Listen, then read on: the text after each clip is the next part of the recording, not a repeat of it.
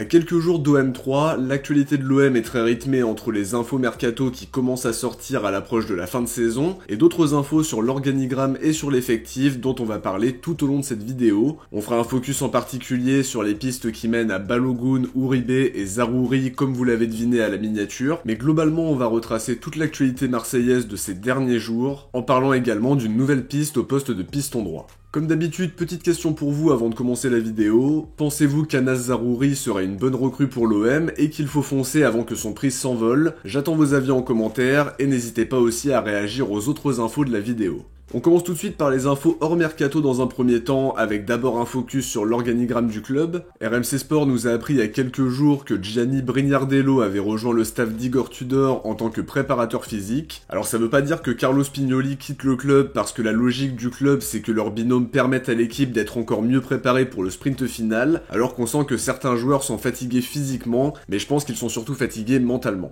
En tout cas il a des références parce qu'il a été préparateur physique de l'Italie pendant 2 ans, entre 2016 et 2018. Il connaît très bien Tudor parce qu'il l'a accompagné à l'Udinese et à l'Hellas Vérone aussi. Plus récemment, il était préparateur physique de la Spezia depuis l'été 2022, mais il a quitté ses fonctions début février quand Luca Gotti a été remplacé par Leonardo Semplici. Un nouveau renfort dans le staff qui, on l'espère, portera ses fruits dans le sprint final de la saison. Autre arrivée prévue dans l'organigramme si on en croit les infos de Nicolo Schira, Massimiliano Notari devrait venir renforcer la cellule de recrutement de l'OM dès l'été prochain. Pour le présenter rapidement, c'est un ancien joueur qui a travaillé comme recruteur pour le Milan. Il a aussi passé 9 ans à Monaco, d'abord comme recruteur avant de prendre la tête de la cellule de recrutement en 2019. À l'été 2021, c'est Ribalta qu'il fait venir à Parme et a priori, il va finir la saison là-bas avant de rejoindre l'OM à l'intersaison pour le mercato. C'est quelqu'un qui a un très bon CV, Ribalta le connaît déjà très bien, à voir quel sera son rôle exact si ça se confirme, parce que pour le moment c'est Mathieu Louis-Jean qui est à la tête de la cellule de recrutement, et pour rappel, Longoria le décrivait comme l'un des meilleurs recruteurs français au moment où il est arrivé.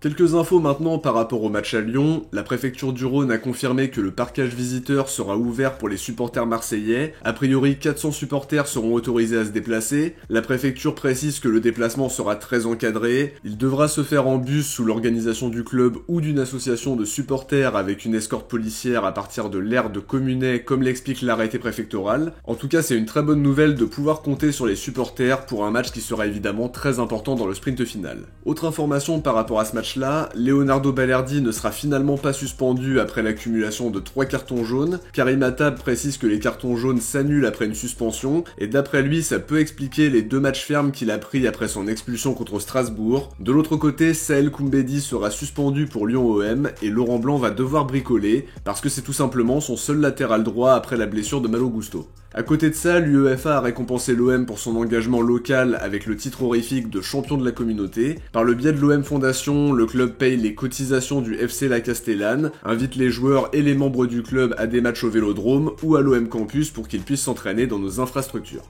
Toujours côté actualité, il y a une info très surprenante qui est sortie ce mercredi. Jean-Charles Debono expliquait sur Football Club de Marseille que Payet avait demandé à jouer en réserve la semaine dernière mais qu'il n'avait finalement pas pu jouer. Son objectif c'était d'avoir du temps de jeu pour avoir le rythme nécessaire quand le coach fera appel à lui, et ça montre qu'il n'est pas résigné loin de là, qu'il a un très bon état d'esprit alors qu'il joue quasiment jamais. Je pense qu'il peut se montrer utile dans le sprint final en sortie de banc par exemple, et quand on voit les problèmes offensifs qu'on a en ce moment, ça pourrait être une bonne solution pour débloquer des matchs compliqués par un coup de pied arrêté, une passe dans le bon tempo ou une frappe entrée de surface qui finit en lucarne. À voir s'il aura plus de temps de jeu, mais faut souligner son professionnalisme.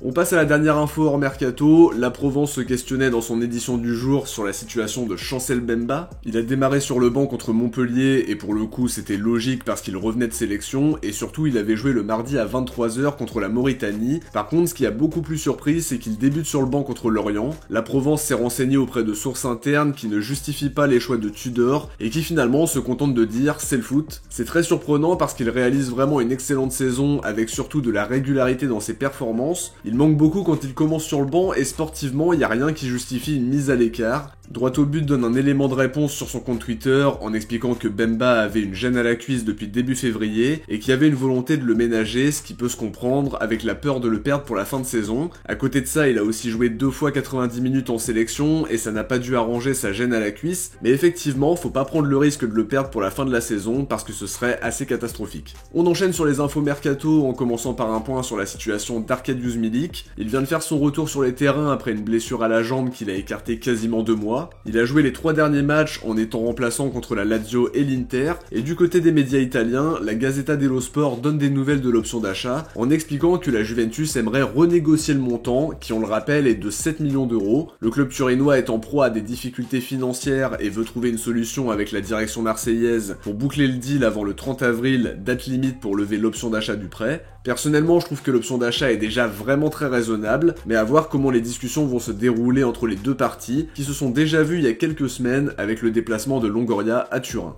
Des nouvelles maintenant de Pedro Ruiz Delgado. Le compte Twitter La Minute OM a expliqué qu'il n'était pas encore rétabli de sa blessure. Pour rappel, son prêt aux Pays-Bas avait tourné court après une opération au genou qui l'a éloigné des terrains pendant toute la saison 2021-2022, et c'est dommage parce que ses premiers pas étaient intéressants à Nimègue et que l'idée d'un prêt de 2 ans était séduisante pour s'aguerrir dans un championnat où les jeunes brillent régulièrement. Il est revenu à Marseille cet été, mais a priori il se serait fait les croisés à nouveau, et pour le coup ça va devenir vraiment très compliqué pour lui à 1 an de la fin de son contrat. C'était bien sûr un pari à son arrivée parce qu'il s'était déjà fait les croisés avec la Castilla, et avec l'enchaînement des blessures, ça paraît compliqué de le voir briller un jour en équipe première, mais à voir s'il pourra montrer ses qualités à la prochaine pré-saison, en espérant qu'il soit épargné par les blessures. À côté de ça, on a appris hier soir que Daichi Kamada allait quitter Francfort l'été prochain en fin de contrat. C'est un joueur qui a connu une ascension fulgurante depuis son départ de Belgique. Il a enchaîné les bonnes saisons avec Francfort en étant de plus en plus déterminant. Il peut jouer milieu offensif, un cran plus bas aussi, et je pense que ce serait très intéressant derrière l'attaquant dans notre schéma tactique. Quoi qu'il en soit, il aura des prétendants, et ça parle par exemple de Dortmund en fin de saison. Sa situation contractuelle intéresse beaucoup de clubs, mais si on en croit les infos de 13-0-13, l'OM ne devrait pas bouger sur le dossier parce qu'il considère que la piste est vraiment irréaliste. Il y a de la concurrence, mais par contre sur le plan salarial c'était très correct à Francfort avec un peu moins de 40 000 € mensuels. Ce sera bien sûr revalorisé et bien revalorisé même, mais ça reste dans nos cordes. Il demandera aussi une belle prime à la signature.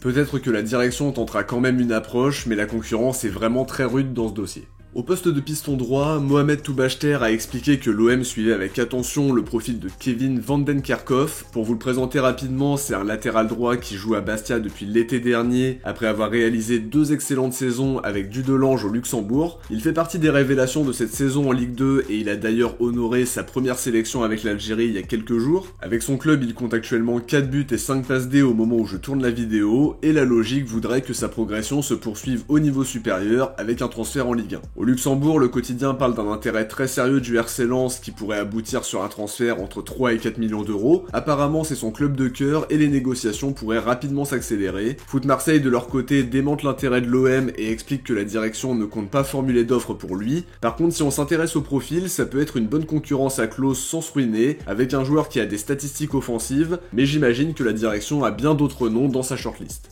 Au milieu de terrain, l'OM serait très intéressé par Mateusz Uribe qui est en fin de contrat cet été. Ojogo précise que le club aurait formulé une offre équivalente à l'offre de prolongation de Porto et que le joueur aurait refusé l'approche en étant apparemment peu emballé à l'idée de jouer en Ligue 1. C'est un profil intéressant parce qu'il est expérimenté, c'est un joueur fiable qui correspond bien à ce qu'on recherche dans le volume de jeu, les efforts sur 90 minutes, l'agressivité qu'il est capable de déployer. Je pense que ce serait une bonne recrue qui collerait très bien avec ce qu'on veut mettre en place, mais il y aura de la concurrence et à 32 ans il voudra probablement un dernier gros contrat. On passe à un focus sur la rumeur qui mène à Folarin Balogun. Sky Sports a confirmé que l'OM faisait partie des prétendants pour l'attaquant prêté par les Gunners, et qui d'ailleurs réalise une très très belle saison avec le Stade de Reims de Will Steele, avec 19 buts et 3 passes D, toutes compètes confondues. Il devrait retourner à Arsenal pendant la prochaine intersaison, mais les Gunners pourraient accepter de le vendre si une offre autour de 40 millions arrivait sur la table. Ça complique beaucoup la chose pour l'intérêt marseillais, sachant qu'on a déjà investi 32 millions sur Vitinha, et que ça ferait quand même 2 gros investissements sur 2 attaquants attaquant. Pour autant, en cas de départ de Sanchez, ça peut être intéressant d'avoir un joueur comme Balogun qui a cette capacité à déstabiliser les défenses adverses et aussi à finir les actions.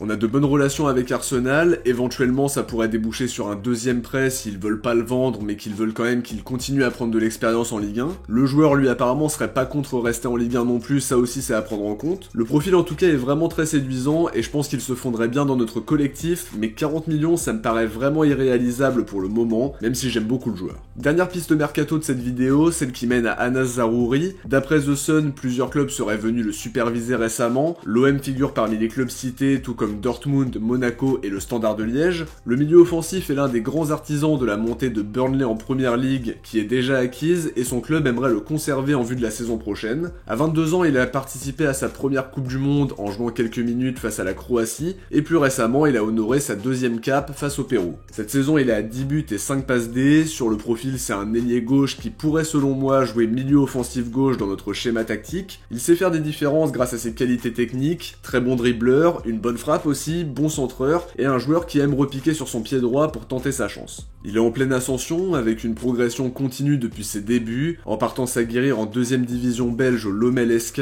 avant de confirmer sur la saison suivante à Charleroi sous les ordres d'Edward Steele, et puis maintenant de convaincre tout le monde à Burnley en quelques mois. Si on joue la Ligue des Champions, je pense que c'est le genre de joueur qu'on peut attirer. À mon avis, il y aura du changement sur les postes derrière l'attaquant pour renforcer l'effectif pendant l'intersaison. Actuellement, il est évalué à 7 millions d'euros sur Transfer Market, mais il lui reste encore 3 ans de contrat. La balle est dans le camp de Burnley qui ne voudra pas le brader, mais c'est un joueur qui deviendra vite inatteignable s'il brille en Première Ligue. De notre côté, on arrive à la fin de cet épisode, j'espère que ça vous a plu, et comme d'habitude, si c'est le cas, n'oubliez pas de laisser un like avant de partir pour soutenir la chaîne et lui permettre d'être mieux mise en avant par la suite. Je vous invite aussi à vous abonner pour ne rien louper de l'actualité de l'OM en activant la cloche des notifications. Si vous avez regardé la vidéo jusqu'à la fin, écrivez Balogun dans les commentaires. Je vous dis à très vite pour une prochaine vidéo, et d'ici là, n'hésitez pas à aller voir l'analyse sur la situation actuelle de l'OM qui est sortie en début de semaine. Ciao, portez-vous bien, et surtout allez l'OM.